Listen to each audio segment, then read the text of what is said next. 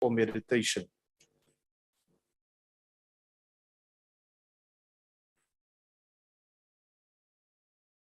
Please be seated.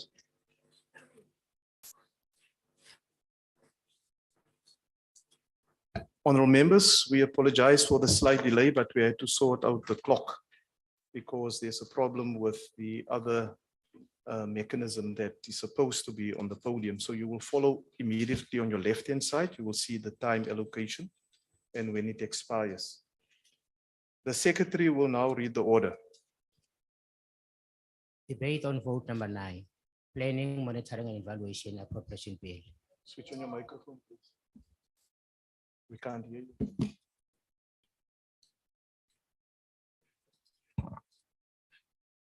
Debate on vote number 9, planning, monitoring and evaluation appropriation bill. I now call upon the Honorable Minister in the Presidency to introduce the budget vote. Honorable Minister.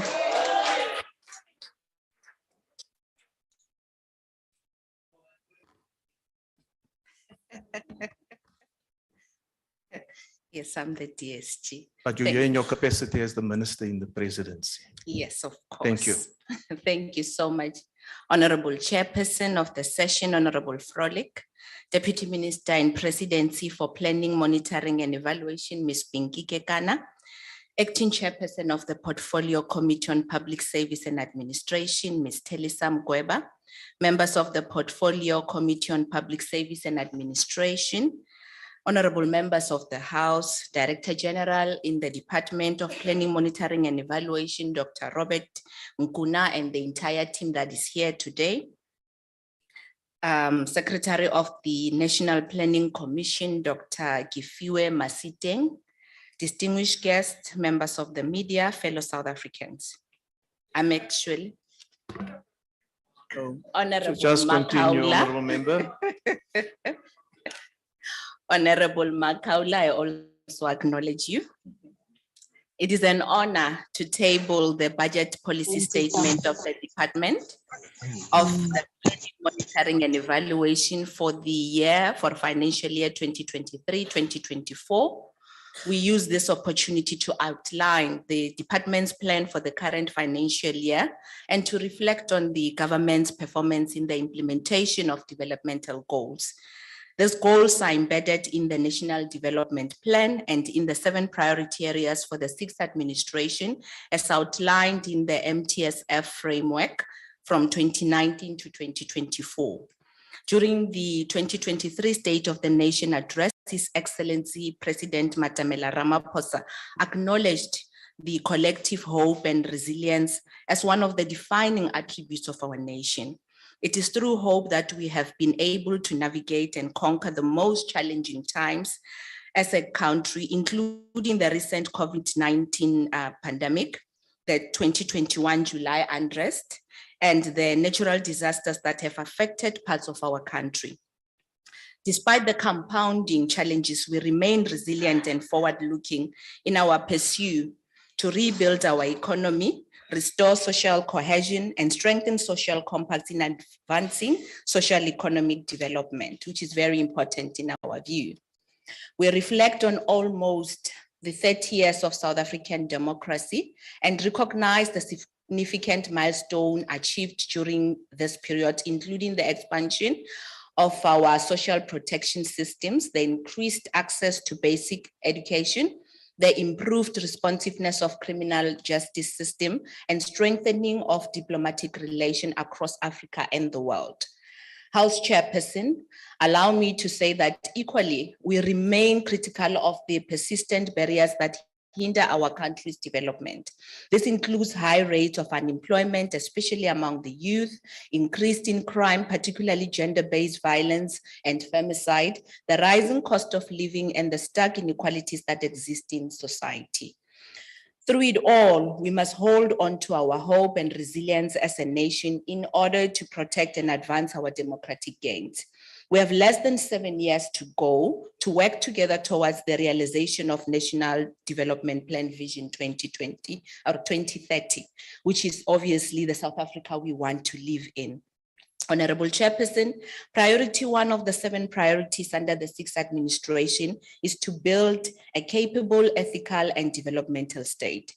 A developmental state is anchored on strong strategic leadership, the effective use of resources, people-centered approaches, a robust long-term plan, institutional capacity, service processes, and technological platforms to function and deliver on the country's imperative through a social contract with our people. As DPME, our contribution to this priority lie in strengthening the coordination of all spheres of government, the legislature, and to a certain extent judiciary, to operate in alignment so that we can then now be able to speak about national interest, including our society, of course. In 2021, we introduced the national framework towards the professionalization of public service.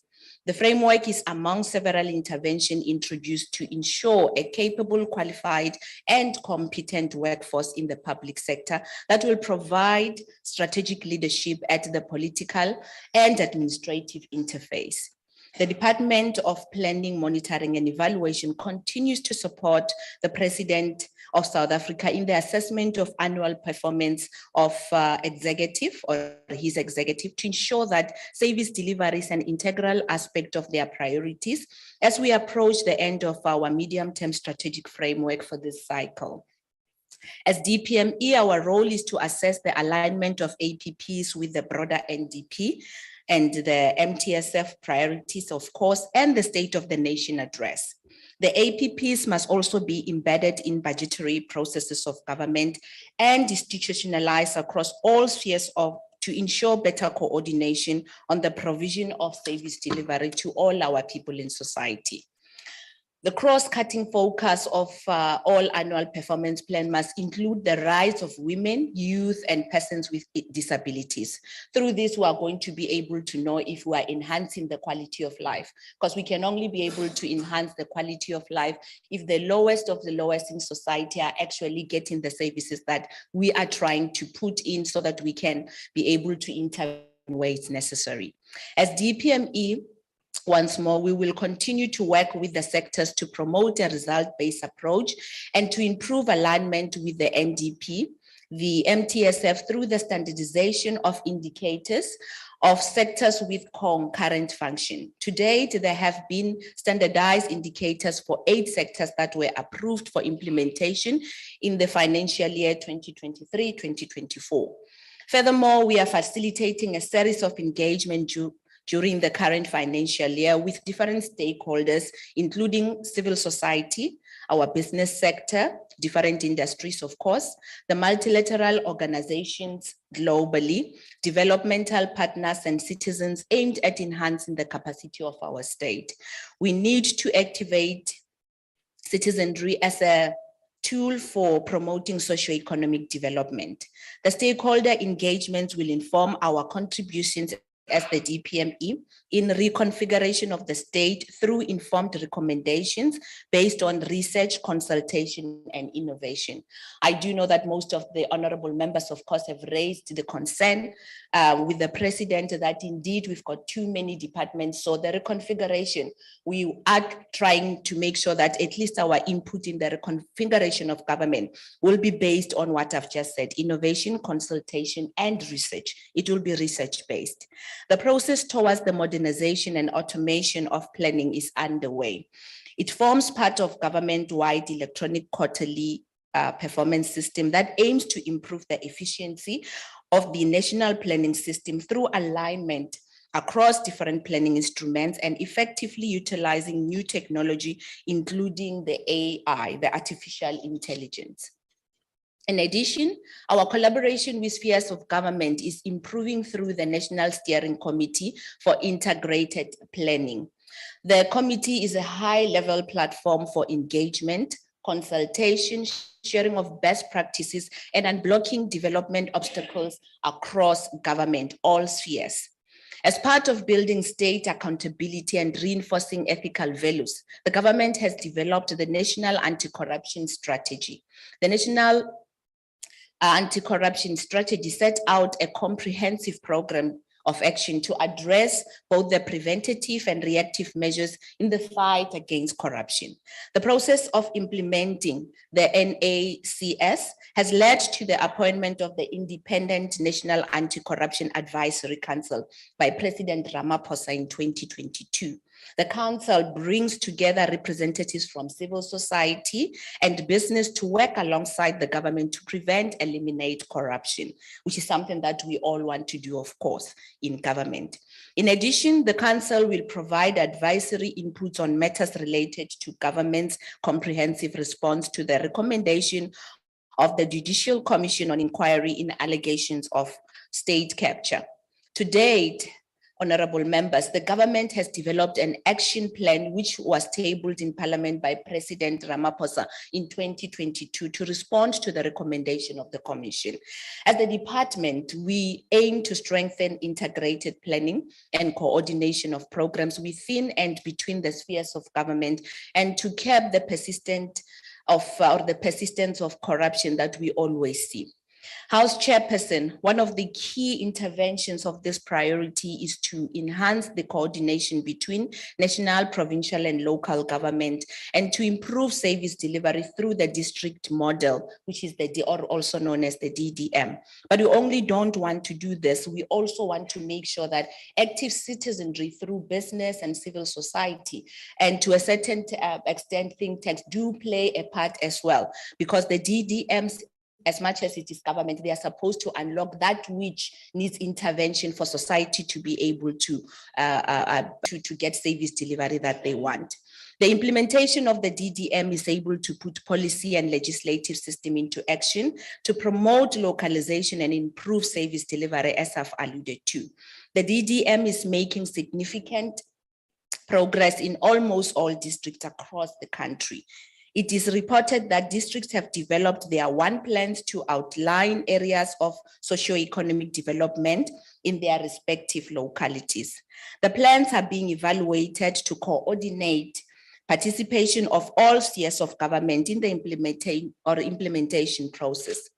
This is key intervention of the National Steering Committee for Integrated Planning. The mandate of the Department of Planning, Monitoring and Evaluation is one of the strategic pillars of a capable, ethical and developmental state. We always hear people saying we need to build a developmental state.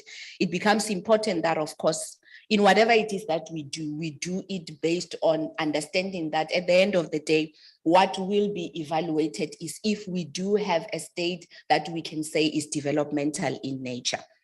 We must unlock the catalytic potential of the country's planning system to advance developmental goals, all of them, not only by government, but by also civil society and business as well.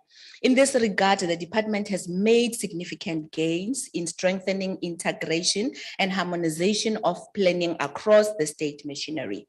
This includes conducting extensive assessment study on the state of planning, followed by consultation with stakeholders that led to the development of the policy framework for integrated planning. The framework was adopted by Cabinet for implementation in 2022.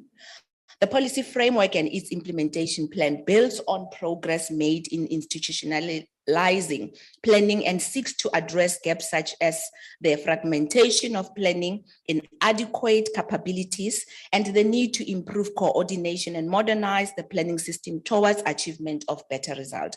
We have realized that a lot can be done, but if it is not coordinated, the impact will not be felt. Therefore, it becomes important that whatever service delivery that we take to our people must be coordinated so that the impact can be felt and can be seen.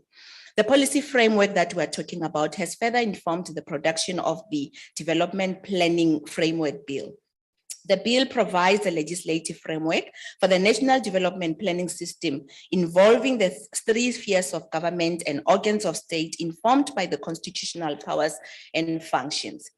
It further sets out planning functions of the DPME and the National Planning Commission. We aim to table this bill to Cabinet and Parliament in current financial year. And we are hoping that you'll make time, of course, to ensure that it's passed because we really need it in order to be able to reach our goals. Honorable members, to improve the impact of the planning system in advancing the development agenda, we must ensure adequate resource allocation. The DPME has developed the budget prioritization framework, also known as the BPF, to facilitate the alignment of planning priorities and the national budgeting processes on an annual basis. The BPF is a key input in the budget deliberations and the medium-term expenditure committee, which makes the recommendation of funding allocation for the country.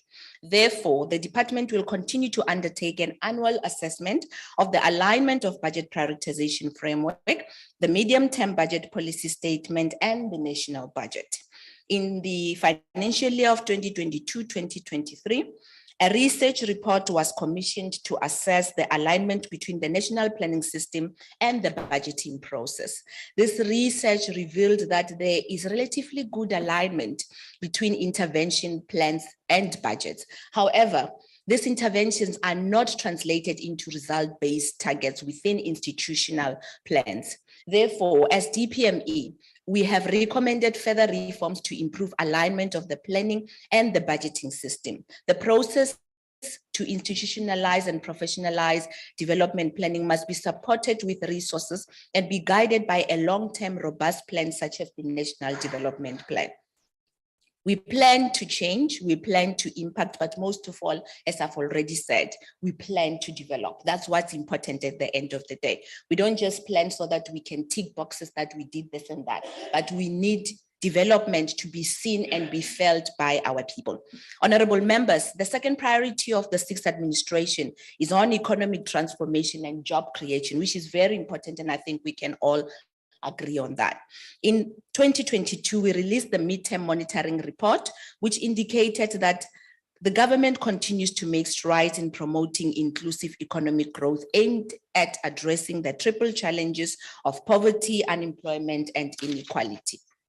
The strides are made in the context of economic shocks, including the COVID-19 pandemic, the energy crisis, and other structural constraints. One of the notable interventions led by President Ramaphosa is the South African Investment Conference, which has been able to raise about 1.5 trillion worth of investment pledges over the past 5 years, which exceeded the initial target that we had by 26%. These pledges are aimed at increasing investment and implementation of economic reforms. As DPME, we are consolidating a framework to assess the impact of this investment, because having pledges is actually different from having investment. So we really do believe that if we develop a framework to check if this investment are actually having an impact desired for our economy, we will then now be able to ensure that at least our citizens does get what they need to be able to strive as we receive all this investment that we are celebrating today, or promises. This entails consultations and deliberations with captains of industries, the private sector, of course, multilateral companies, and other critical stakeholders at a domestic and international level to engage on trade relations and social impact. We're doing this precisely because we believe that as government, ours is to create an enabling environment, but it's business that would be able to create all the jobs and the targets that we need to develop our people.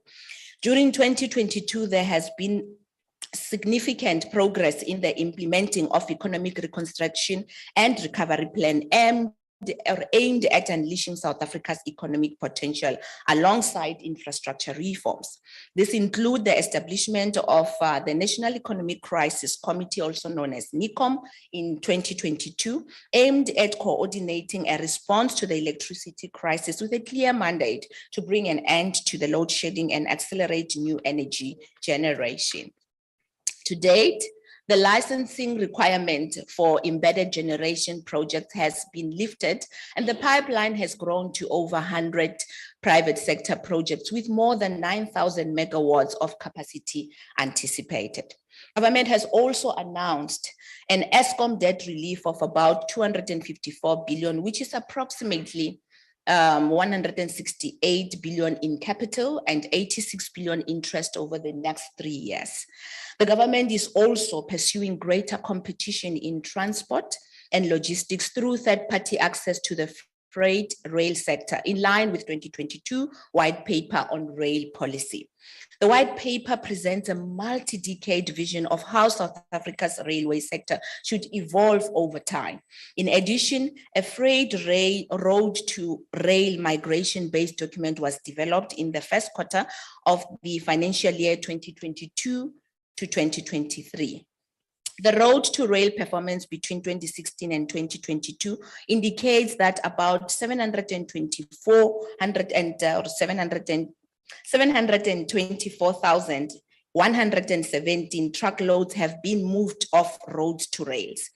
This translates to a total of approximately 24.62 million tons of volumes that have been transported through rail network in the same period. We are aware that this progress is insufficient for our economy to meet the needs and expectations from various stakeholders, but it is signaling a positive trajectory for movement of goods from our road to rail. In addition, the DPME will monitor the performance of state-owned enterprises within the transport sector and government departments in facilitating this process. We won't only do this, but we'll also coordinate their operations and ensure that at least they do speak to what we need for the economy. We must leverage on the instrumental role of SOEs in driving forward structural and economic reforms. This requires we invest in stability, effectiveness, and the financial sustainability of our SOEs to improve responsiveness in delivering their mandate. The rollout of critical infrastructure is underway in water sanitation, in energy and transport. Projects worth about 134.2 billion are in procurement. An additional 232.3 billion worth of projects are also in construction. And lastly, 3.9 billion worth of projects have also been completed in this regard. Above all, we are making a clarion call on citizens to protect critical economic infrastructure, to partner with law enforcement to protect this critical infrastructure, and to report any criminal activity, including cable theft, vandalism, as these actions threaten economic growth and the performance. And it's always good to see citizens playing a role in at least owning up to things that are saving them for service delivery, because they are essentially the owners of whatever it is that government have. In my capacity as Minister in Presidency for Planning, Monitoring and Evaluation, and the chair of the Public-Private Growth Initiative, I will elevate the call for the private sector to make sustained contribution in developing, maintaining, and expanding economic infrastructure, because government can't do it alone. As much as we put an enabling environment, we do need business to play and partner with us so that we can then now be able to create the South Africa we all want to live in. The PPGI will be central in facilitating engagement and collaboration between government and the private sector. So it won't only be us asking them or them complaining, but it will be us talking together, most probably also planning together to be able to achieve our goals. Through partnerships, the initiative aims to promote rapid growth in the South African economy, to build and strengthen a relationship of trust and cooperation between the public and private sector, and to also implement joint interventions, as I've already said. We've seen it happening in developing countries like India. It's working so well, and I do believe that if we try to do it here at home, it will definitely yield to the fruits that we will all enjoy. Honorable Chairperson, the third priority of the sixth administration is on education, skills, and health. A people-centered approach to a developmental state requires that we invest and build the capabilities of citizens through the provision of quality education and health services. Since the dawn of democracy in 1994, we have made great strides to move towards universal access to education. The National Student Financial Aid, known as NSFAS, is steadily increasing access to post-school education and training, making it possible for students from poor backgrounds to attend TVET colleges and public universities, of course. As part of the South African Connect programs, efforts are also being made to upscale connectivity in our schools and create a conducive environment for learners to embrace technological innovations. The DPME has initiated engagements with the Department of Basic Education and Department of Communication and Digital Technologies for a discussion on the possibility of increasing the allocated bandwidth for teaching and learning. We call on telecommunication companies to also participate and contribute to ensuring that our children are not excluded from the digital revolution. This includes infrastructure support, training, and education, and access to connectivity, and any other thing that maybe they can be aware of that they believe we can actually implement in reaching this goal that we have. During the current MTSF, a lot of emphasis has been placed on improving the overall healthcare system of our country.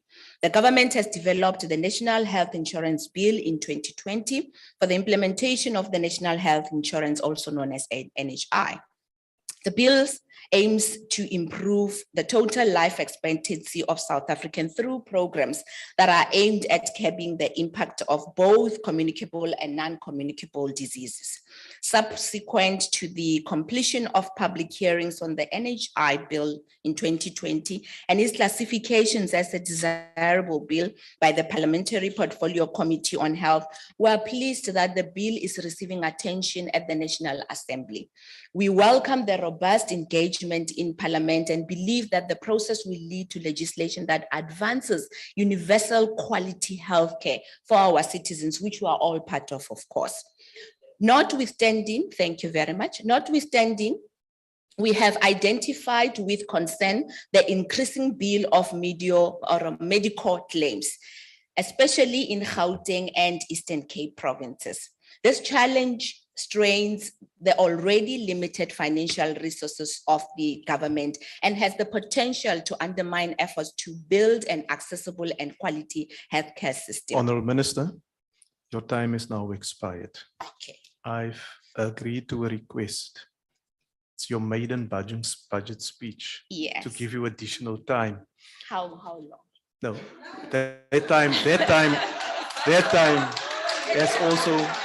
has also expired now. I was enjoying myself. Yes, I but could I'll see. come back again for Yes. But thank you very much, ladies and gentlemen, for the time given to me. Thank you, Honourable Minister. We'll just adjust your time at the end accordingly. The next speaker is the Honourable Mgweba.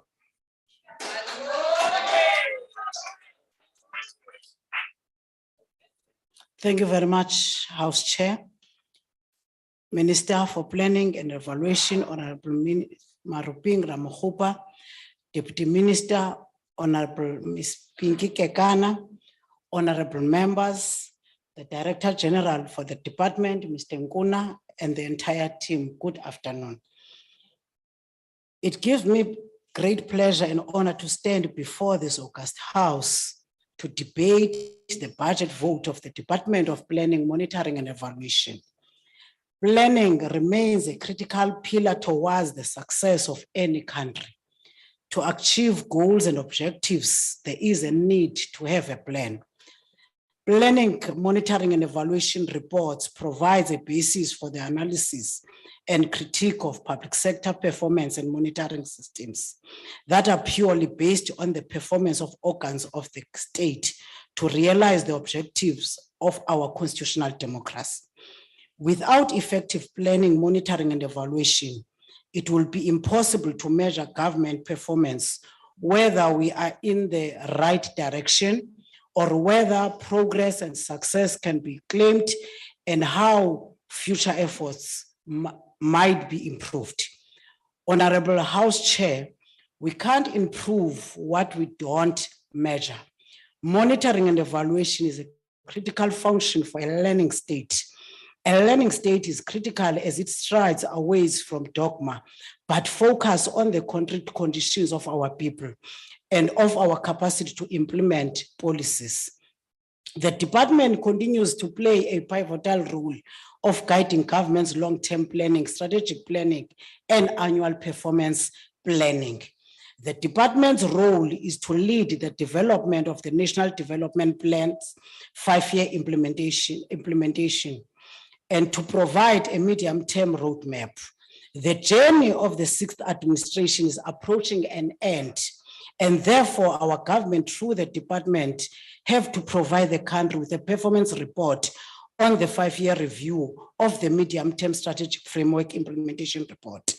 It is a time for the department to reflect on the performance of the 6th administration and account in terms of the implementation of the medium-term strategic framework of the National Development Plan.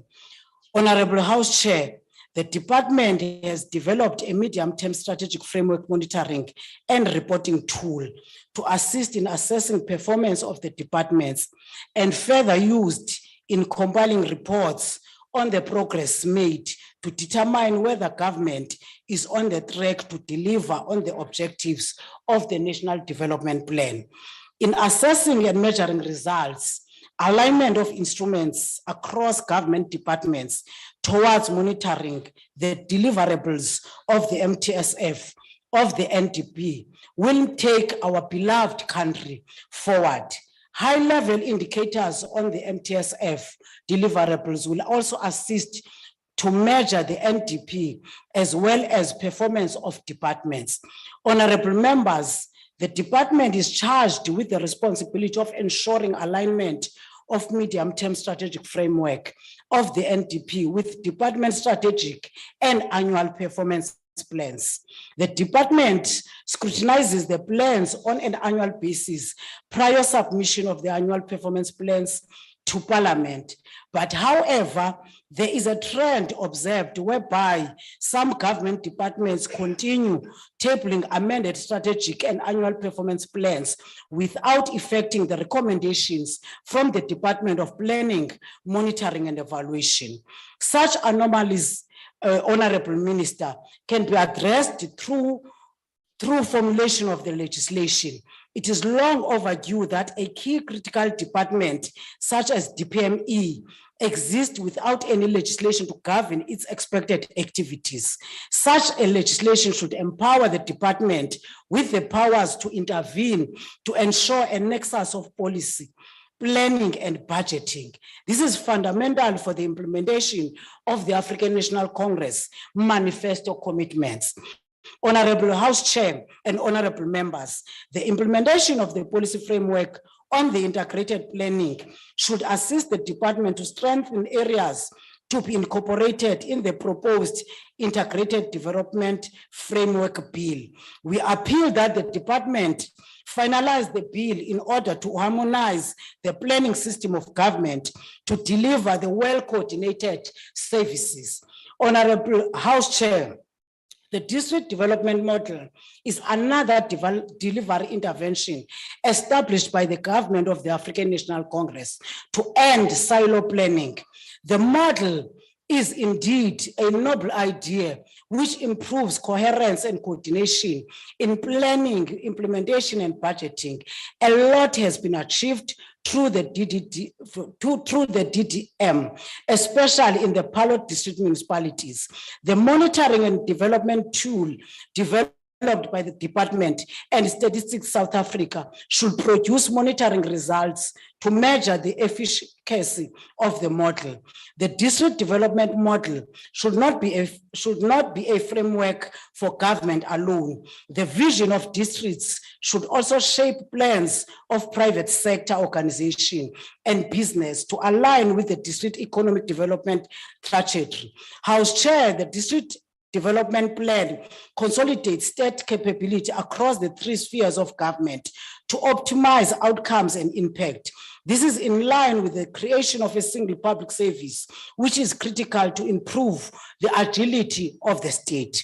As the African National Congress, we are pleased that the department has begun to monitor the implementation of the gender-based violence framework. The gender-based violence threatens a person's physical and psychological integrity. Everyone has the right to feel safe and secure, and where there is not present, the people's ability to function in the family, community and society is likely to be impaired as self-realization and development are affected. Monitoring and implementation of the framework will assist the government in minimizing cases of the gender-based violence and femicide. GBV requires all state entities to contribute to solving it. This is so because GBV cases are caused by multiple factors and there is no silver bullet to solve the problem. It requires all departments working with the people and various social partners. Honorable House Chair, another key entity in the president is Brand South Africa, which is an entity tasked with delivering integrated marketing, communication, reputation management solutions and interventions as it markets the South African brand locally and abroad. Its purpose is to develop and implement a proactive and coordinated international marketing and communication strategy for South Africa to contribute to job creation, poverty reduction, and to attract inward investment, trade, and tourism. Since the discussion of the national micro restructuring of government, the entity has been confronted with a plethora of challenges. We are of the view that the major debate should be concluded before the end of the financial year, with providing a clear direction on both entities affected. House Chair, we call on the ministry to adopt an interventionist approach as the ministry in the presidency. The reports that are submitted to the DPME should serve as a basis to enable the president and cabinet to respond to matters decisively. The people want their material condition to change, and the department has a relevant programs to firstly receive reports from entities and citizens through the presidential hotline. The department should also be allocated more funds to develop the required capacity to implement their mandate in an impactful manner. The department should develop intervening capacity to accelerate service delivery where challenges are reported. Honorable Minister, the interventions of the economic reconstruction and recovery plan should be a key strategic focus of the department through the sectoral reports. Various departments should have measurable targets which are primarily focused on intervention of the ERRP. The ERRP remains a critical program to recover from the impact of the pandemic. Lastly, House Chair, our monitoring and evaluation of the ministerial performance and for accounting officers should be strengthened, and such reports should have consequential action. This is important to assert the agents of good performance. State-owned entities are also critical, and we welcome the fact that the entity will be compiling reports on this regard. The test remains the impact of the monitoring and evaluation reports. We are confident that the DPME will enable interventions for decisive action in the interest of the people of South Africa. We thank the Minister, the Deputy Minister, the DG, and the Portfolio Committee for forging ahead with the task of building our country. The ANC supports the budget vote of the DPME. I thank you, House Chair. Thank you, Honorable Member. The next speaker is the Honorable Mbele.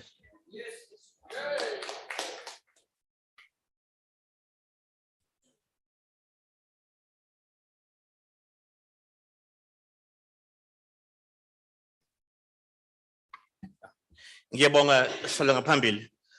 The Department of Planning, Monitoring and Evaluation carries the mandate of supporting and facilitating the implementation of the National Development Plan, coordinating planning programs across governments, and monitoring and evaluation to support the implementation of those programs. Specifically, as mentioned earlier by the Minister, this is meant to take shape through sector-specific medium-term plans and delivery agreements with national departments, as well as with provincial and local governments. Key to the achievement of this mandate is a capable state with the skills and political will to align and drive forward momentum to these ends and overcome the hurdles and sandpits that stand in the way of realizing the developmental challenges facing our country. However, despite the minister's assurances earlier that things are in process or are in the pipeline, we all know that a capable state has never been a more elusive possibility than now. And it is astounding that this government continues to harbor such a lofty fantasy for itself. And Minister, I must say, if you believe that the government is providing an enabling environment for business in the midst of load shedding, red tape, and crumbling infrastructure, then I'm afraid I must point out that this only reinforces the fantasy land that this government inhabits. While the department's plan speaks to the importance of localization of interventions, regrettably, it falls short of endorsing true and meaningful decentralization in governance and service delivery matters, which is one of the real and radical reforms needed to enhance performance. And in this regard, the DDM is merely a red herring that will not meet that benchmark. The DA has long advocated for the principle of decentralization, whereby local and provincial governments that are proven to be competent should be enabled to take the lead role of planning and implementation in areas of concurrent competence with the necessary authority of management and resources from national fiscus in order to better meet the needs of local communities. And I'm glad that Honorable Mgweba mentioned everyone's right to feel secure and safe, because the need for such a 180-degree shift in the business of governments is no more glaring, for example, than when it comes to addressing the scourge of violent crime. Because we know that when it comes to policing, it is well demonstrated in international best practice that it must be done in a way that is as devolved and as localized as possible, so it can be customized closest and optimally responsive to the dynamics and context of communities on the ground that law enforcement serves. The simple fact, Chairperson, is that having only a single point of planning and implementation when it comes to governance and service delivery also means having a single point of failure, e.g. ESCOM. However well-intentioned and developmental, quote unquote, things may be on paper. So if the National Development Plan is indeed taken seriously by this government, then it must be given ample and broad opportunity to be pursued in multiple and adaptive ways through a decentralized model. While the department seeks to support the government's strategic priorities, it has also admitted to the Portfolio Committee that its monitoring and evaluation findings and recommendations on departments are not implemented. But this is not surprising at all, given that good governance and compliance management fundamentally run counter to the ANC modus operandi of cronyism and cadre deployment. This systemic sclerosis makes it all the more urgent for the government to get out of the way of progress and much needed economic development and job creation through a second required wholesale reform of deregulation, so that business and civic stakeholders can play a more free and active role in harnessing our country's resources and unleashing the massive potential out there to create value that expands opportunities and improves livelihoods. If the government cannot quickly and effectively fix ESCOM, then we say deregulate power generation to allow new players to come in and for local and provincial governments to innovate through partnerships that can solve the load shedding crisis.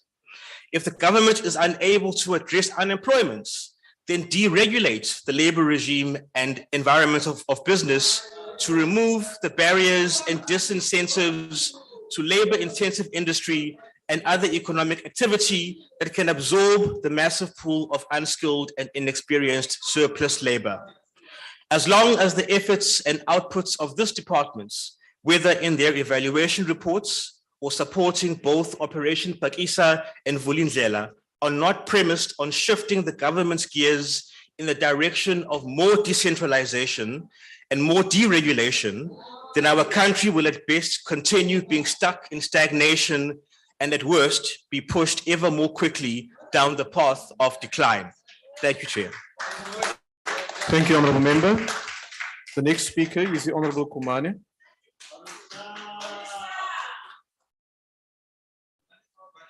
Thank you very much, Chair. Let us first greet the Commander-in-Chief and the President of the Economic Freedom Fighters, President Julius Malema, the officials of the EFF, commissars and the ground forces. Chairperson, the 2023 budget debate takes place while we are celebrating 10 years since the formation of the Economic Freedom Fighters. We are celebrating 10 years of unbroken commitment to fighting for service delivery. We are celebrating 10 years of holding the executive accountable and monitoring service delivery in all spheres of government, unlike the old cronies that are not delivering. The Economic Freedom Fighters is the only political party since our arrival in Parliament in 2014 that says there's no planning in government. People just wake up and in the morning and do as they wish. Chair, when Mr. Ramaphosa announced in his first cabinet in 2019 and did away with the Ministry of Planning, Monitoring and Evaluation, we welcomed the decision. But we see now how Mr. Ramaphosa wants to reward people who helped him secure his second term in the ANC squabbles. The ministry has been brought back. We said that there is no monitoring of service delivery, and there is why it will take 20 years to give people of Guyana water, despite all ANC presidents visiting Guyana and promising the people of Guyana water. We said that there is no evaluation of government programs to ensure that departments do what they plan according to the budget allocated, and our people indeed are receiving services. This is why we said in 2014, we must close this department. We said there's no need to have a Minister of Planning, Monitoring and Evaluation.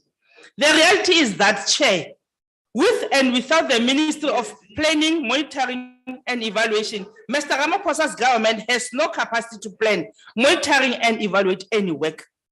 The National Development Plan has failed because it was based on foolish assumptions. The so-called presidential hotlines has failed because it was just another tender for some crony in the ruling party. Instead of taking charge of his cabinet, Mr. Ramaphosa is busy centralizing ministries and departments in his office.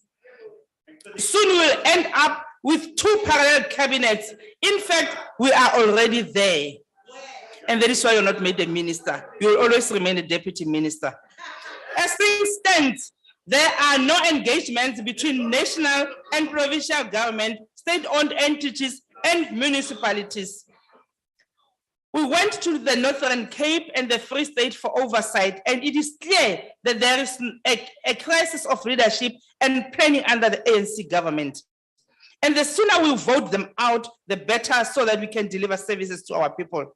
Chairperson, this is what needs to happen. We need to do away with this ministry as a start. We were correct since 2014, we were correct in 2019, and we are still correct even today. People are crying for ministries. We need to do away with the so-called National Development Plan and work on a plan that is centered on building the state and government capacity in order to abolish the tenders. This NDP is not working, and you know it for a fact, and we won't argue about it. We need to reduce the number of ministries because we still have ministries that are not adding value, like the so-called deputy ministers. But they are only used to manage squabbles inside the ruling party. We must go back to one ministry for education. We must combine social development and health. We must combine human settlement, water and sanitation. Chair. We don't need a ministry for small business development. This department should be a unit inside trade, industry, and competition, and should be at the center of South Africa's industrial policy. Lastly, Chairperson, as I conclude, we had agreed that there is no significant role in that the deputy ministers who are making noise here are playing. We must do away with all deputy ministers. These people cannot even act in the absence of the cabinet minister members. We don't need deputy ministers. They are just a waste of the state resources. The economic freedom fighters reject the proposed budget for the budget of planning, monitoring, and evaluation. There is no reason, Chair, why these ministers must exist. We need to have a department that are taking our government serious and our public serious. We need to have government that takes services to the people. We need to reduce irregular and expenditures by the so-called government. Only if we can have the proper government that will give service to the people of Guyana, that will give water to the people of Guyana, that will make sure that potholes are eradicated in the whole country. And we must do away with all these deputy ministers. Thank you very much. Thank you. Thank you, Honourable Member. Order. The next speaker is the Honourable Singh.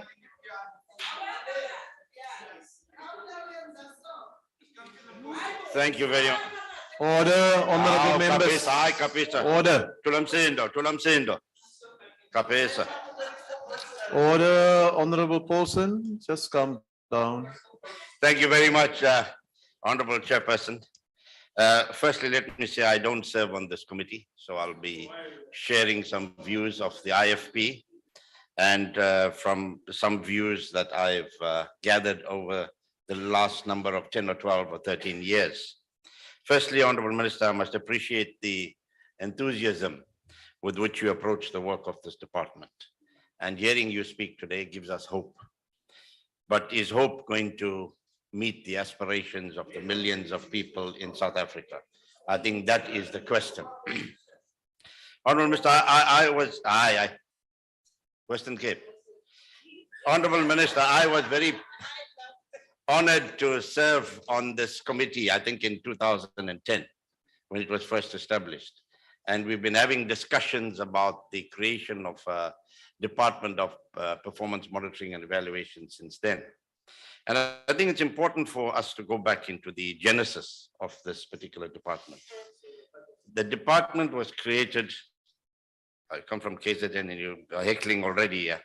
The department was first created by former President Jacob Zuma in response to public protests and outcries about service delivery. And it was created so that this department would monitor the performance and evaluate the performance of all other government departments so that the people of South Africa could get the kind of service delivery that they should be getting. Now, I think the question that we have to ask ourselves, in the last 10 or 12 years, have we improved to that extent that this department was able to do its work effectively and efficiently? The challenges that we had then still exist today, Honorable Minister. And one of the big challenges when this department was created was turf wars, turf protection. When no department wanted this, the department coming from the top, wielding a big stick on them and measuring their performance and evaluating their service delivery. I think that still exists even today. And that is going to be your challenge, Honorable Minister. Your work is cut out for you in ensuring that all the government departments and SOEs appreciate the work that your department has been entrusted with by the presidency. If we look at our SOEs, can we say in the last 10 to 12 years their performance has improved? The answer is no. If we look at our rail services that you spoke about, it is collapsing. If we look at transport, I mean, I drive to Ulundi quite often. And the one day in a distance of about 20 kilometers, I counted 300 trucks laden with coal and other products going to Richards Bay. Now, and that was because the rail system had collapsed. So these are things I think if the presidency is serious about this department, you must crack the whip. He must give you the power to crack the whip, and that's what is needed. Honorable Minister, the other historical fact is that when I was MEC in KwaZulu-Natal from 1997 or so, we started a model called, it's not called a district, it wasn't called a district development model. It was called regional something. My memory. So the DDM is not something new that's come out brand new from the box. It has been there, but it's how we implement the DDM that's going to be important. Because in many instances we found then, and I think you'll also find now, if the Department of Education is building a school somewhere, you'll find the Department of Transport building a road in the opposite direction. Now, these are the kinds of things. And I always said, Honorable Minister, that what you should have, and I don't know, you may have that because I'm not involved in this department, is a war room. A war room as big as this, where on the touch of a button, you can see exactly what is happening all over the country. In terms of schools, in terms of water, in terms of electricity, in terms of road. Press a button and you'll know what's happening. And if it doesn't, if it doesn't come together, press new buttons and make it happen. In terms of the EXCO, the only way we see the president changing his executive, Honorable Minister, is not because they don't perform, but it's because of political reasons. And I think the president has got to be serious now about looking at the performance of our executive, rather than just looking at the politics of it and changing people. And if some of these things are done, I think, you know, your department has a very, very important role to play, coordinating role, because they say if you fail to plan, you are planning to fail. And please don't fail us. We will support this budget. Thank you very much. Thank you, Honorable Member. The next speaker is the Honorable Wessels. Order, Honorable Members. Order.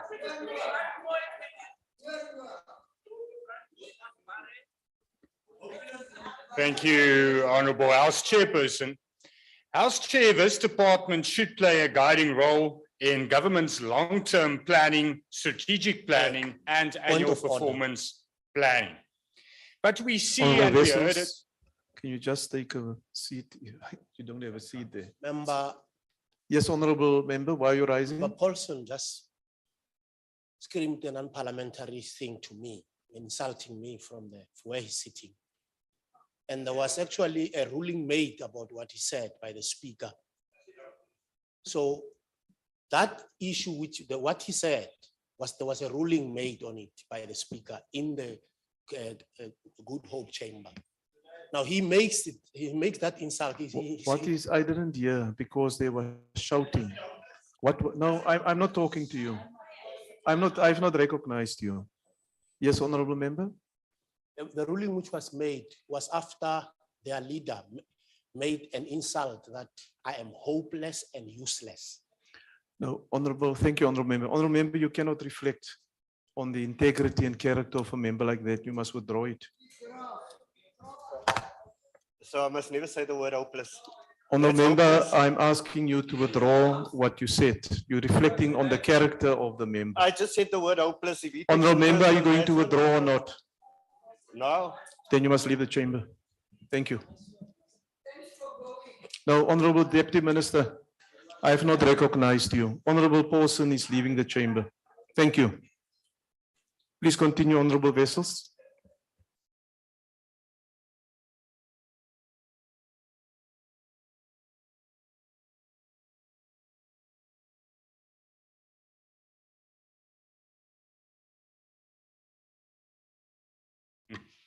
And planning and evaluation. And that is why a lot of annual performance plans are misaligned, and we see that in most reports. But the question is, why is this happening? And there's no need for some kind of other mechanism, Honourable Member. What does the executive do? What does the leader of government business do? What does the president do to ensure that departments stick to what is agreed upon and what is recommended to align the annual performance plans?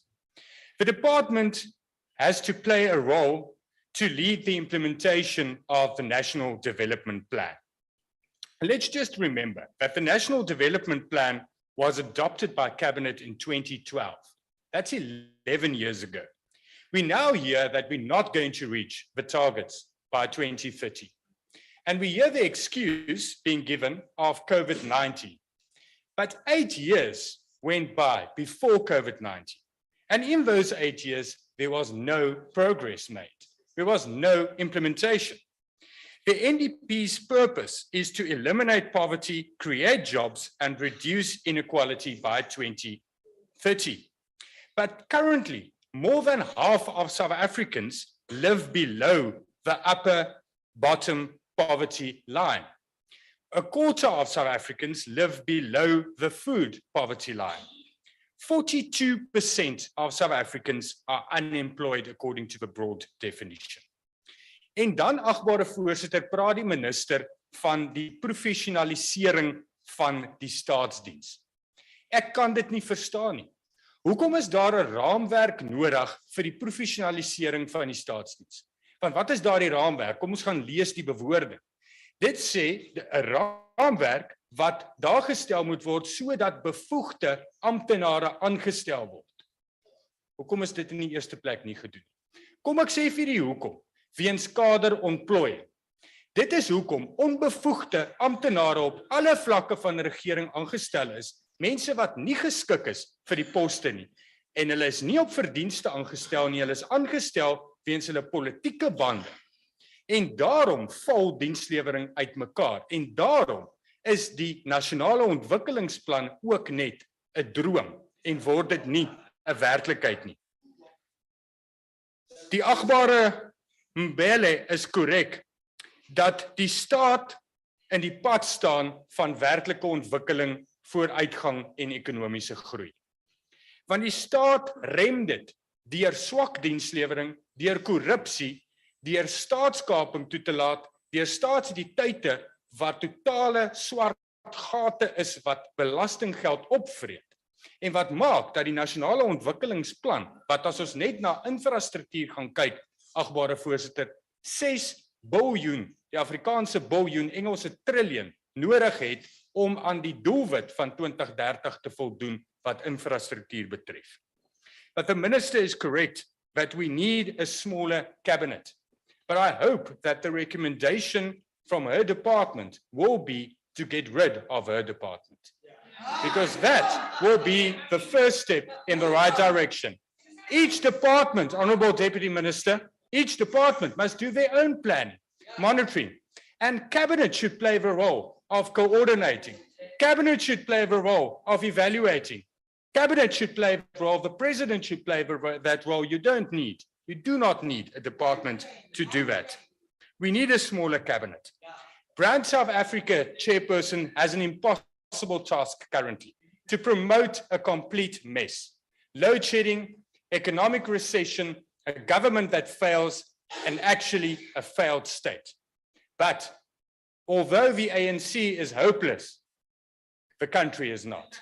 There's a lot of hope in this country because we have wonderful people with an abundance of potential. And without the ANC, there is hope for a better future. There is hope to eliminate poverty and to get rid of inequality. I thank you. Order, honorable members. Order. The next speaker, order. Order, honorable members. No, Chair. Honorable- Honorable members, I have not recognized you. And you continue with your order, honorable members. Order.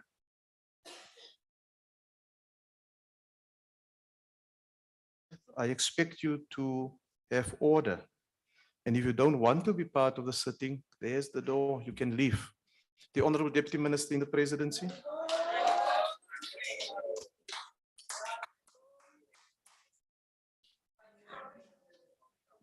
Thank you very much, Honorable House Chair, the Deputy Chief Whip, the Acting Chair of the Portfolio Committee, Honorable Mbeva, and members of the Portfolio Committee who are here, our Minister in the Presidency for DPME, Mayor Ramokgopa, DG and your team, members of Parliament, distinguished guests, members of the media, and fellow South Africans.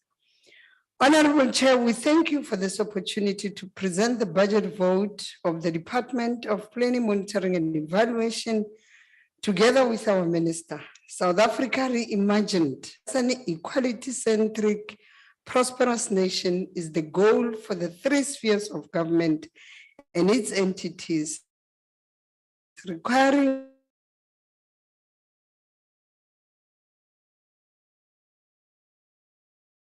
a reasonable mandate, the continent's blueprint, Agenda 2063, and the UN Sustainable Development Goals, the SDGs. The NDP is aligned to the SDGs and Agenda 2063. That's why we can't get rid of it. And therefore, achieving the NDP goals also achieves the continental and global goals. To this end, the NDP is being reviewed by the National Planning Commission with a critical focus on three cross-cutting areas. Firstly, the stubborn poverty levels of 40% of the population, which all of us agree to, the increasing income-related inequality, which is glaring, and the ragingly high unemployment levels. South Africa's Gini coefficient of 0.69 puts us at the top of the highly unequal category, clearly indicating that our development trajectory is not on course.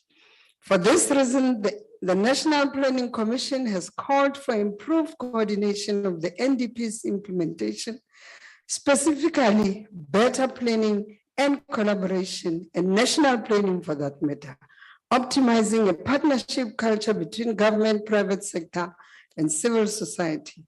Our responsibility as the PME is to ensure that government's developmental plans, implementation mechanism, and most importantly, our performance must be obligatory to all South Africans. Last week, Honorable Chair, I addressed the Presidential Hotline PLO Forum, and in the spur of the moment, I asked them to stand and pledge a commitment of delivery, to the first commitment being, I quote, "I commit in thought, word, and deed to show our people that government is firmly committed to improving the quality of our people's lives," close quote.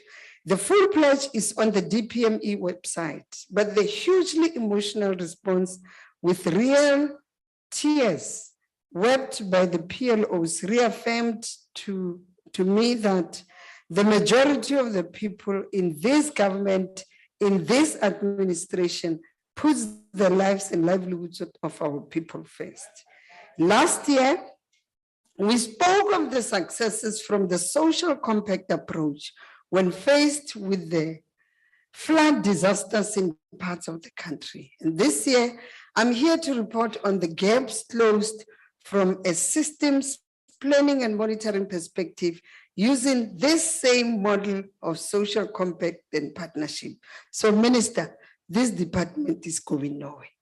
As an example, the DPME works closely with the Tsoing local municipality, Northwest Premier's office, relevant national departments, and business community for the Deerpan village. The task team chaired by the DPME has increased significant impact with access to school restored, roads graded to facilitate movement, and land at Deerpan, and land for the development of 104 residential sites. You are not listening, there were disasters, inclusive of 4 supporting social sites, a crèche, business, and parks. The required relocation of Deerpan village is due to it being originally located on the wetlands, which is unsafe for human settlement and also compromising environmental sustainability. You're in trouble if you ignore our people.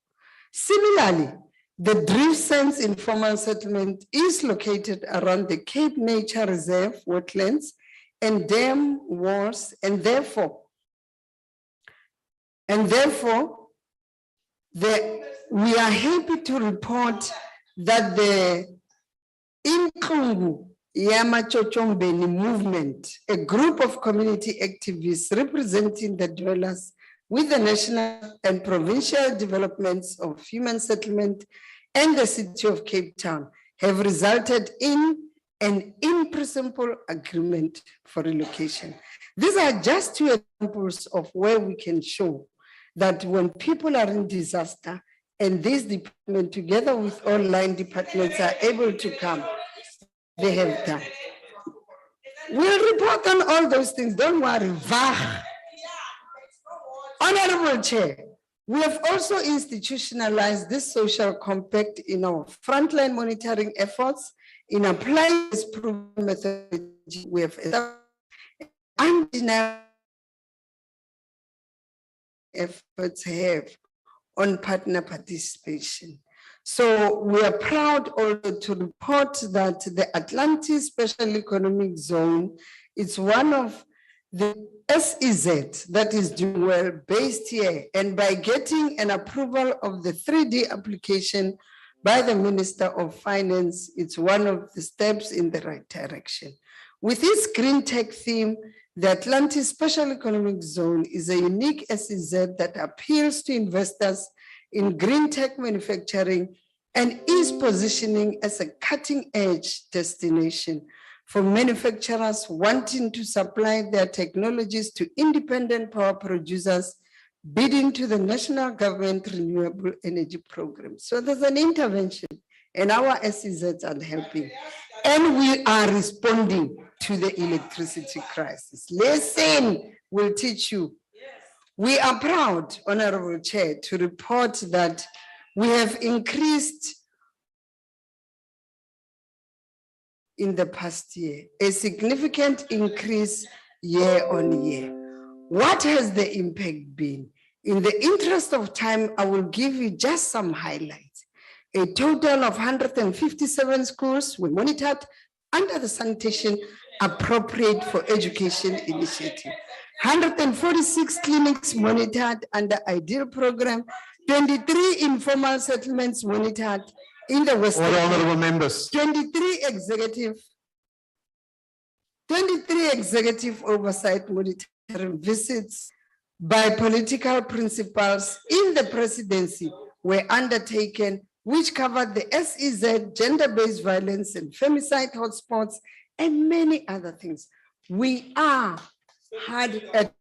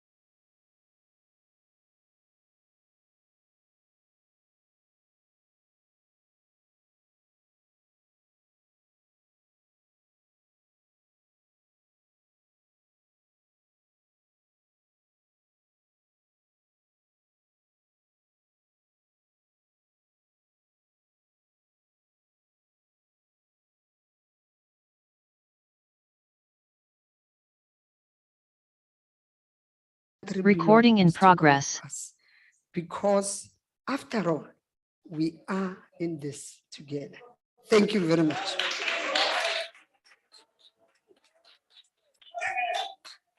Thank you, Honorable Deputy Minister. Order. The next speaker is the Honorable Manelli.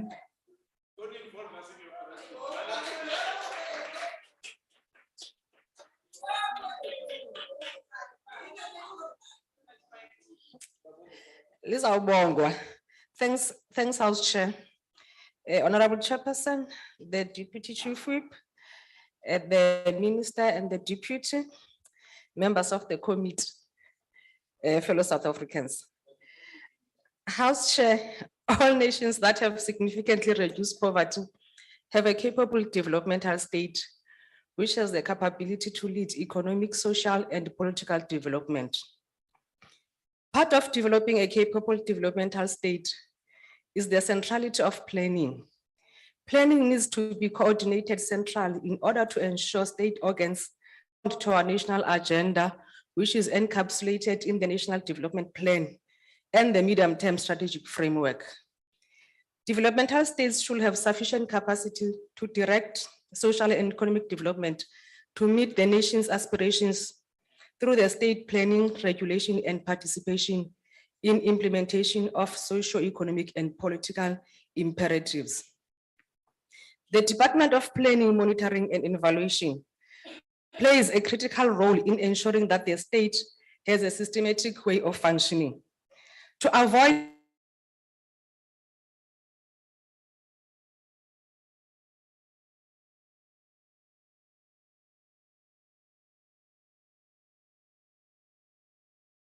in the presidency is capacitated to enhance and evaluate.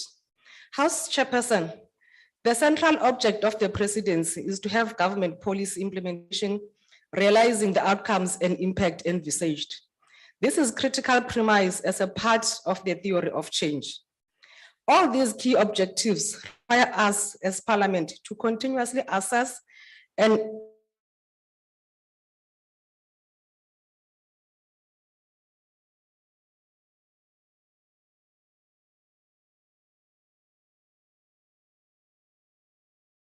that the funds we appropriate to departments will bring about the change for the child that is born in a family without a sustainable household income, without medical aid, for a household who never had a graduate in their family because of poverty, for the graduate looking for opportunities to acquire the skills they require to participate in the mainstream economy, for the elderly without an income or support, for the orphan to get shelter and care, and for the entrepreneur who contributes to building our economy and creating much needed jobs. House Chairperson, the funds that you appropriate should make an impact in the life of all South Africans, particularly the poor and vulnerable. As the ANC, we have prioritized monitoring and evaluation as a critical function which requires our strategic focus. We do so due to the understanding that it is a function we can use as a tool to accelerate the implementation of various government programs. As the ANC, we have emphasized the importance of improving planning and reporting, which enables effective oversight by the executive and parliament. And you know that we do that, honorable member. In order to ensure interventions are undertaken by the executive or parliament, the quality of information reported and the performance indicators used are a critical source of measuring the process and level of performance. House Chair, in our continuous engagements with the Department of Monitoring and Evaluation and the Auditor General, we have called for a focus on performance indicators which focus on outcomes and impact. In the current state of affairs, the Auditor General has raised the problem of 74% of the 244 municipalities that prepared performance report which reflected poor quality performance reports for auditing, and that most municipalities did not have adequate system to collate and report on their performance information.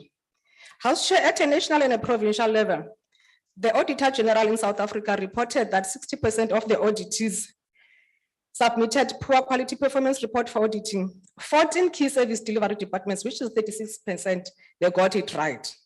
This honorable minister speaks to the legislative authority of the DPME and the Treasury to enforce compliance with performance information standard. This weaknesses leads to an inability to assess the quality of expenditure. This is an aspect that requires heightened focus if we are to improve the quality of performance information reported, if we are to enhance the agility of the president to oversight structures and parliament. We must ensure compliance with governance prescripts and the standards that are set. House Chair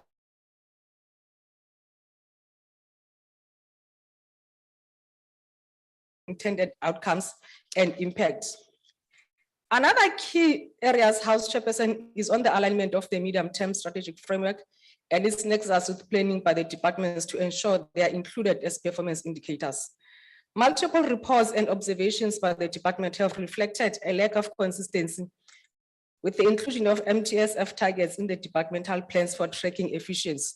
We call on the departments to ensure that inconsistencies are addressed to ensure continuous monitoring of the 5-year plan of the 6th administration. The district development planning will enhance planning in government through strengthening intergovernmental relations. The localization of MTSF targets is critical to enhance the impact of policy priorities of the 6th administration. We welcome the process of developing DDM, specific indicators working with the Statistics South Africa. So the all cronies are indeed delivering. The district development model indicators will enhance a coordinated approach from the 3 spheres of government. We believe that the DTM champions who have assigned to different districts should have a clear guidelines of executing their role to enhance their effectiveness. Conducting research and ensuring that the department has sufficient capacity to conduct rigorous research and critique the analysis capacity of reports received by the DPME is central in ensuring the department adds value in the ecosystem of planning, monitoring, and evaluation.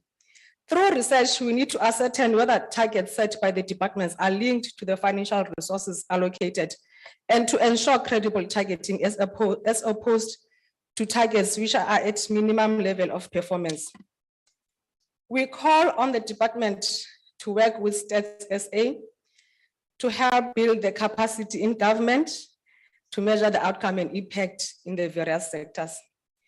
The African National Congress is confident that the newly appointed minister and the president, Honorable Marupini Ramokgopa, will be able to increase the impact of the department. Also to ensure that our commitment to the people as the ANC is realized. The people of South Africa want to experience progress by an ethical, capable developmental state which places their interest first.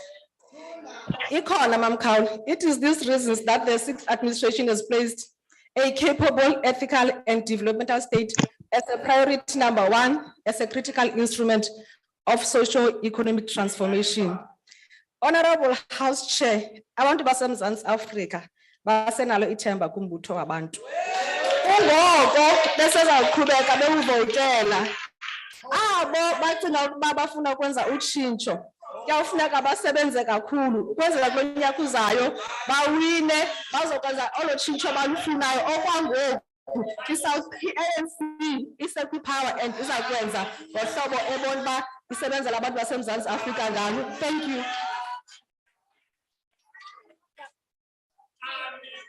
Order, honorable members, order.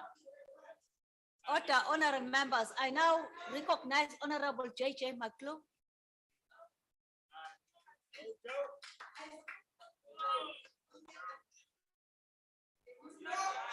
Order, honorable members. Can we listen to the members? House Chairperson, President Ramaphosa has referred to 2008 to 2018 as being a lost decade. There is no difference between former President Jacob Zuma's wasted years and his failed presidency.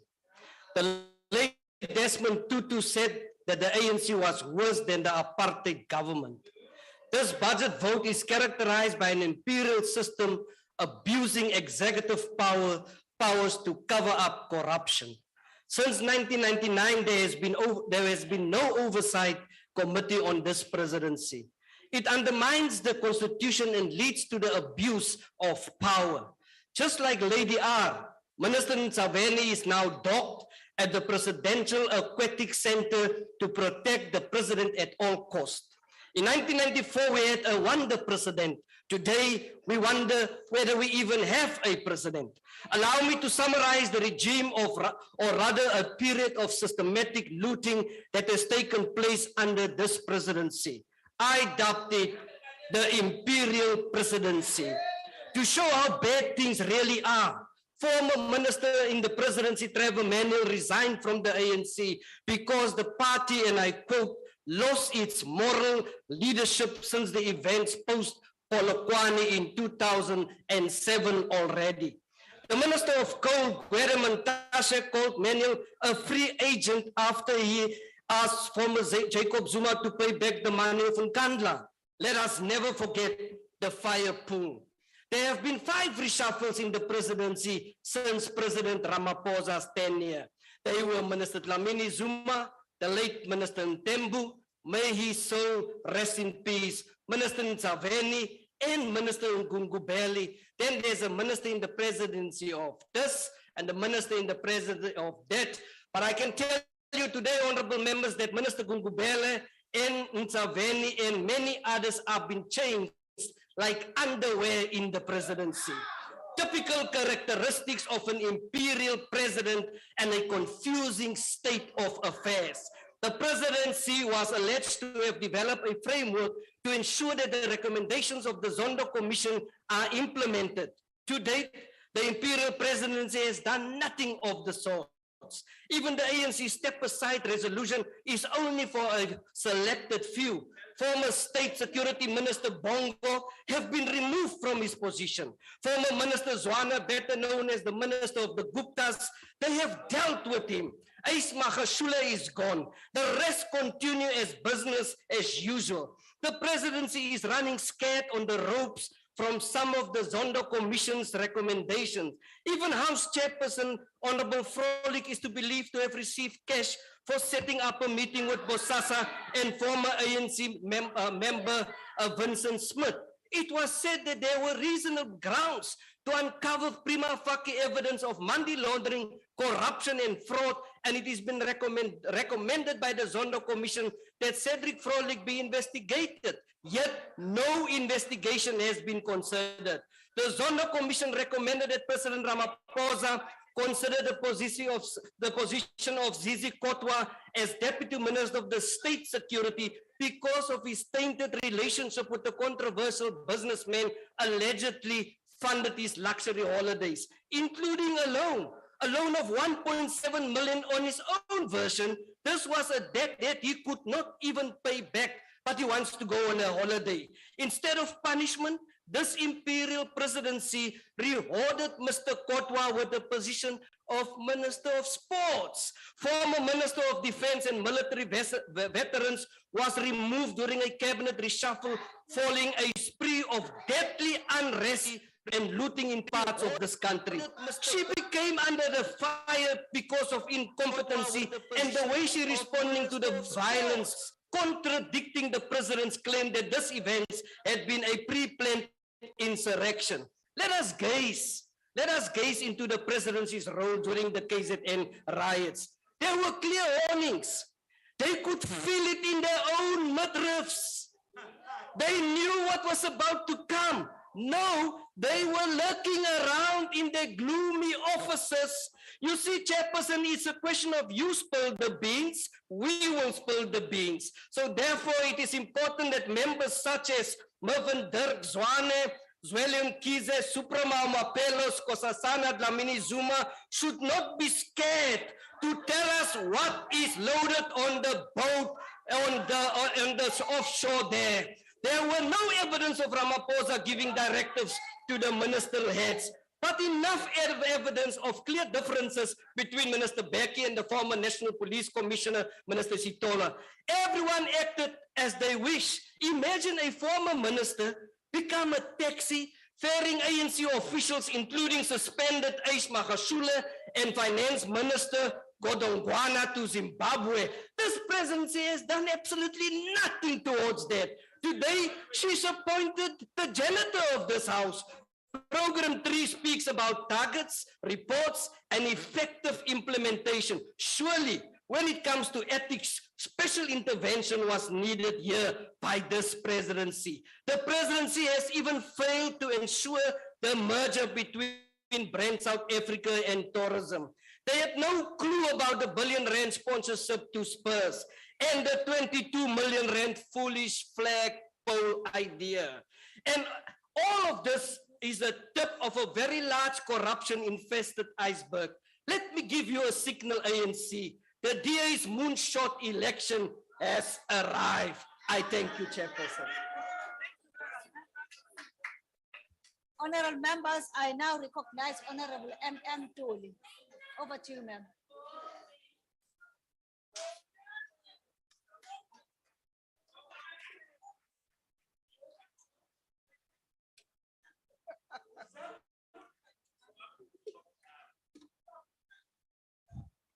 Honorable Tuli. Honorable Chairperson. Honorable Tuli, before you start, ma'am, you've got 12 minutes left from Honorable Mkweba, so you've got more extra 2 minutes. Thank you, Chairperson. Honorable Chairperson, Minister Ramakupa, Deputy Minister Kikan Lovgas, DJ Nkuna and the team, distinguished guests, honorable members, and the House at large. Honorable Chair, can I quickly correct the things that are really taking at the chair? Honorable Emma Clough, you really speak like an exempted people. They were speaking like you. You don't know apartheid. Wait until I orientate you about apartheid so that you know what is apartheid.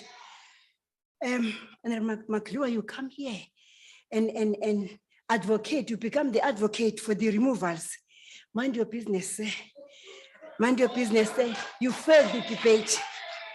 You failed the debate. Honorable Mbele, the load shedding is the national crisis issue, and it's not lying fallacy. And it's not lying fallacy. The president of this country, Honorable President Madamela Ramaphosa, intervened. He newly appointed the electricity minister. That is the intervention. That is the intervention that he has done. And it's not only affecting certain corners and leaving other corners, it's affecting the entire country. When all is said and done, the ANC will overcome this as long as the ANC is still in power. As long as the ANC is still in power, this will overcome this.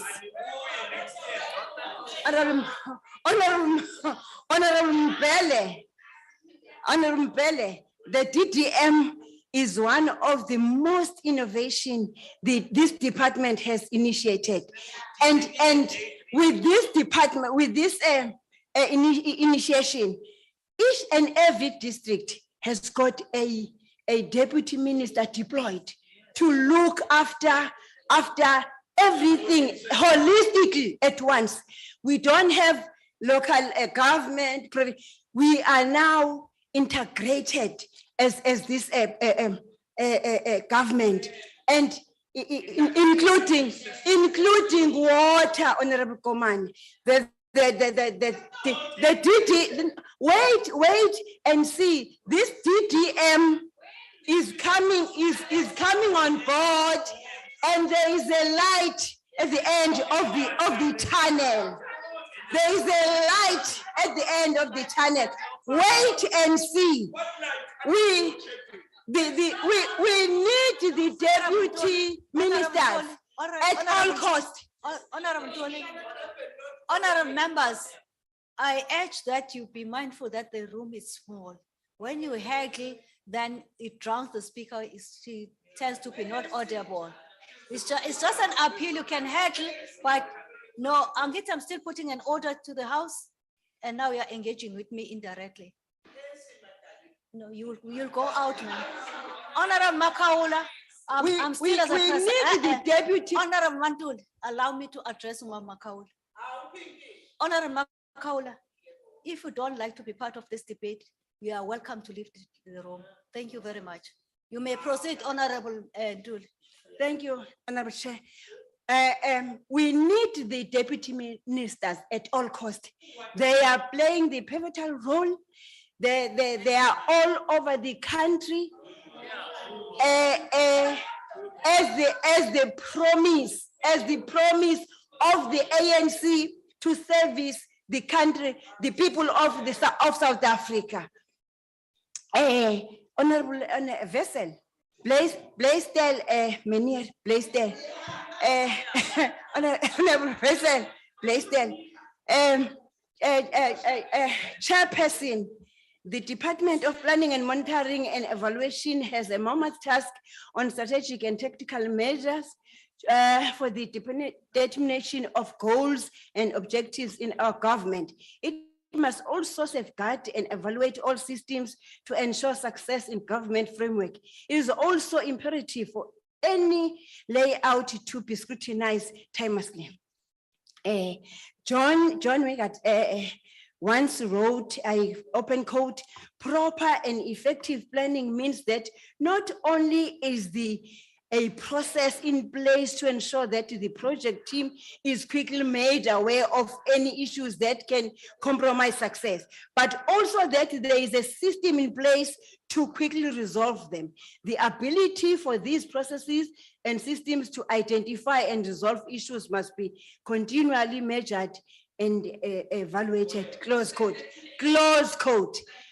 So as this Department of Monitoring and Evaluation. The National Development Plan 2030 has been accepted by the broadest spectrum of our society. It is a plan that represents our aspirations as a nation. South Africa belongs to all its people, and the future of our country is our collective future. Making it work is our collective responsibility, all of us responsible. All South Africans seek a better future for themselves and their children. It is not a plan for government only. It's not a plan for government. We must all join hands. It's not a plan. It is a plan of the people. It is a plan of the public service, and it is a plan for the private sector. This understanding and appreciation is fundamental, fundamental for all South Africans to understand their role in the National Development Plan.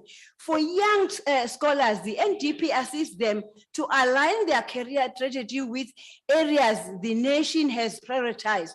For the entrepreneur, the NDP indicates areas of economic development which requires innovation and investment. For the public service, the NDP is an instructive policy strategy. We must also recognize that all political parties in the National Assembly in 2012 supported, supported the NDP as our national vision. Therefore, we should all contribute to its realization. Where were you? Recognizing that the NDP was adopted in 2012, 11 years later, our country has been confronted with several challenges and several successes in areas of social and economic development. Some of these impacted badly the capacity of implement programs in critical sections of the economy, such as energy, transport, energy, and various and various basic services. This has derailed the progress of attaining key NDP targets. This has negatively impacted job creation efforts. Indeed, unemployment remains a thorn to our program of social transformation. Unemployment is at an alarming level, whilst the poverty is still ravaging the country, paired with inequality. And the Department of and DPME should not only confine its focus on government implementation, it must transcend to various sectors. Social combats undertaken by government should be a strategic focus in order to mobilize society behind the program of social transformation. In the other fronts, we have expanded access to higher education and implemented interventions to improve basic education learning outcomes.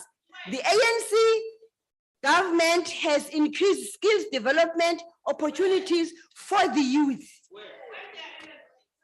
We continuously building new human settlement development and expanding access to water, and also expanding access to water, and also taking measures to ensure safety and security.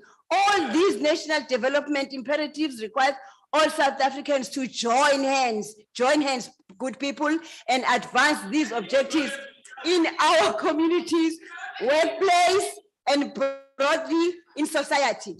Our country had been recently disrupted by the COVID-19 pandemic, and both the public and private sector took a hard hit, and as a result, we are implementing the economic reconstruction and recovery plan.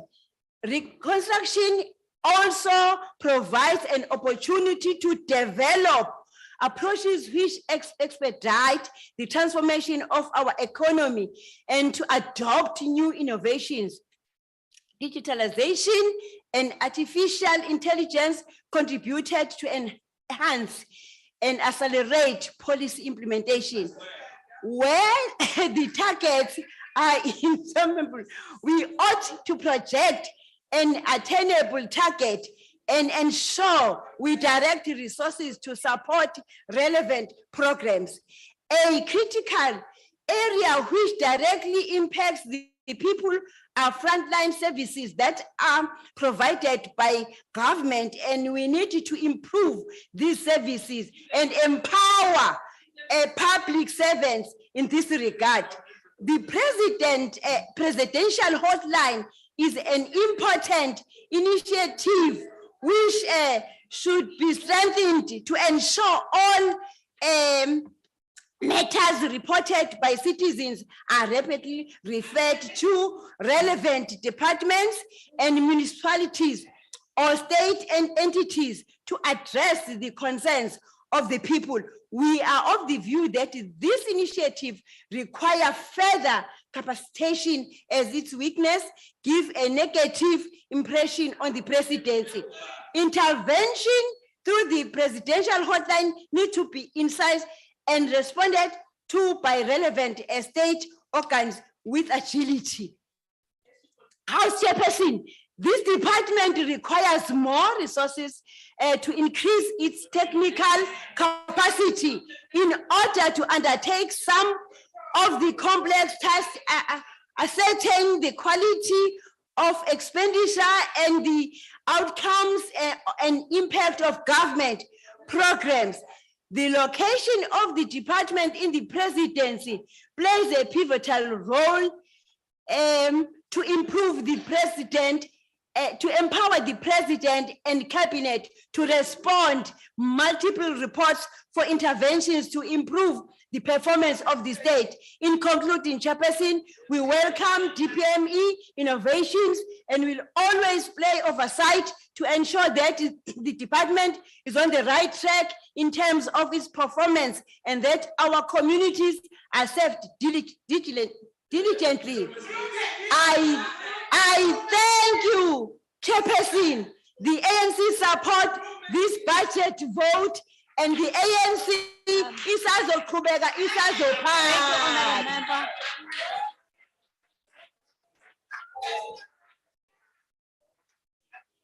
Honorable members, order.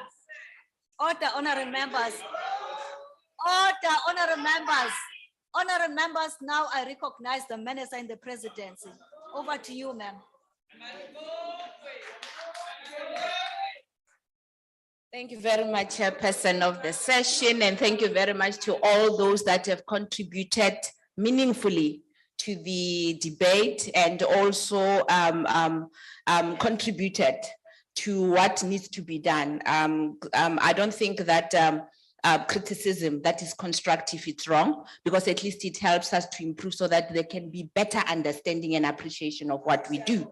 So we're grateful for that. However, it's really disappointing to really realize that some did come here but spoke nothing. It's very disappointing, but it's okay. We are here and we will definitely make sure that what we do can speak for itself, so that then you can then now have an appreciation of what departments are there for. Having said that, let me not take so much time because I only have 5 minutes. Over the medium term, the government has dedicated 59.2% of the consolidated non-interest spending to health, education, housing, social protection, transport, employment, and local amenities. Since the outbreak of the COVID-19 pandemic, the social relief of distress grant, which is called the SRD, of 350 has reached around 7.8 million people in the country.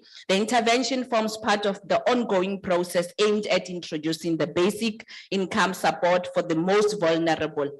Our government wants our citizens, of course, to feel safe. It is for this reason that, of course, we do celebrate and welcome the enlistment of over 10,358 new subs recruits during the 2022-2023 financial year, against the target of 10,000 that was given. We are saying this precisely because we've heard what honorable members have said about crime. This will definitely ensure that we do speak to the issues of improving the detective services, crime intelligence, and public order. And I do believe that visible policing will definitely make our citizens to feel much more safer. We are also going to support the Department of Police to ensure that the 10-111 call center does get activated as it should and to do what it's supposed to do. In terms of the DDM, we have developed guidelines for the localization of government plans in the context of the DDM, which have been piloted and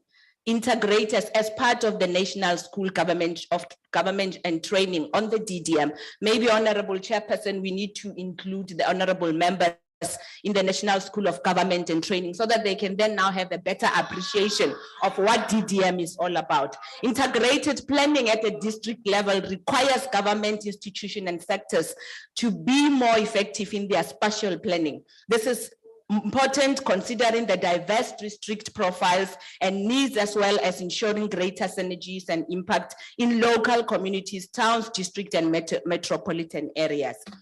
Therefore, it becomes important that we do appreciate what is done, most especially if it is moving the needle within service delivery. It is not only the responsibility of government, but it is also the responsibility of everyone that has been elected, everyone that has been given an opportunity to serve our nation, to play a role, and also come up with ways that should be able to move the needle. Our country continues to contribute to the rapid infrastructure of development in Africa. President Ramaphosa is the coordinating champion on the currently leads the PIKI, in which I support as the minister.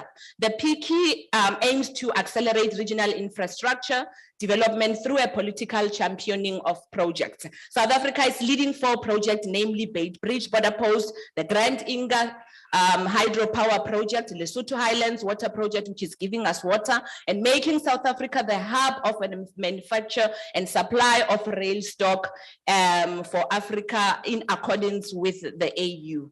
In conclusion, of course, as I close, I'd like to thank the House for giving us this opportunity, of course, to be here, but also to thank the DM and the DG in making sure that at least we do what we are supposed to do. We will be putting in place and placing to cabinet the 30-year review that we are going to be looking at the 30 years of democracy that we have had in South Africa. But we are also going to continue to support the National Planning Commission to ensure that planning becomes a strategic service delivery to our people, but we will do it with diligence and with pride, and we are not going to apologize for that. So thank you very much, House Chair, and thank you for the opportunity to come and speak to you. Thank you, honorable members. Thank you, honorable members, honorable members, honorable members. We are reminded that the debate on correctional services budget vote will take place in the Good Hope Chamber. That concludes the business of the day and the minute plenary is adjourned.